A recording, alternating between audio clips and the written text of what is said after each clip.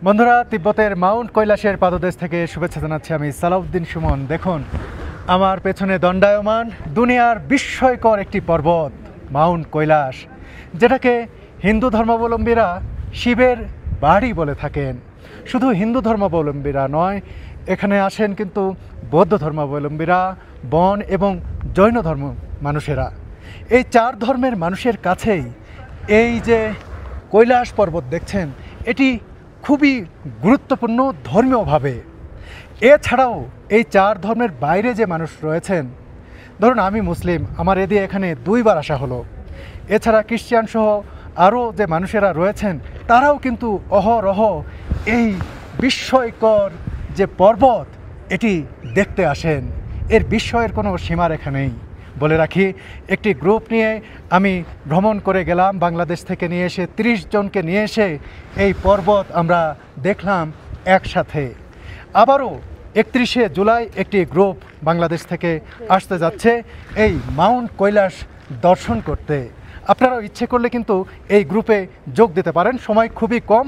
আপনার বুকিংটি এখনই কনফার্ম করে রাখতে পারেন।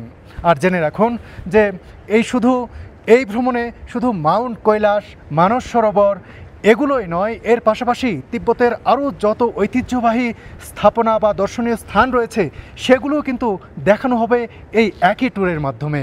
বিশেষ করে লাসা শহরের যে ইতিহাস, ঐতিহ্য, বিখ্যাত পোতালা প্যালেস, জোখাং টেম্পল, অতীশ দীপঙ্করের যে মন্দির রয়েছে সেগুলো, অতীশ দীপঙ্করের যে সমাধি রয়েছে সেগুলোও কিন্তু দেখার সুযোগ থাকবে। এভারেস্ট বেস ক্যাম্প, চিন্তা করতে পারেন তিব্বত সাইড থেকে সবচেয়ে ভালোভাবে দেখা যায় এই এভারেস্ট শৃঙ্গ। নেপাল থেকে কিন্তু সেভাবে ভালোভাবে দেখা যায় না, কিন্তু তিব্বত সাইড থেকে খুবই ভালোভাবে এভারেস্ট শৃঙ্গ দেখা যায়। সে কারণে মানুষের একটা ইচ্ছা থাকে যে তিব্বতের সাইডের বেস ক্যাম্প থেকে এভারেস্ট শৃঙ্গ দেখার। আর এই বেস ক্যাম্পে যাওয়ার সময় কখনো হাঁটতে হয় না, সরাসরি গাড়ি চলে যায় বেস ক্যাম্পের উপরে। দারুণ না বিষয়টা?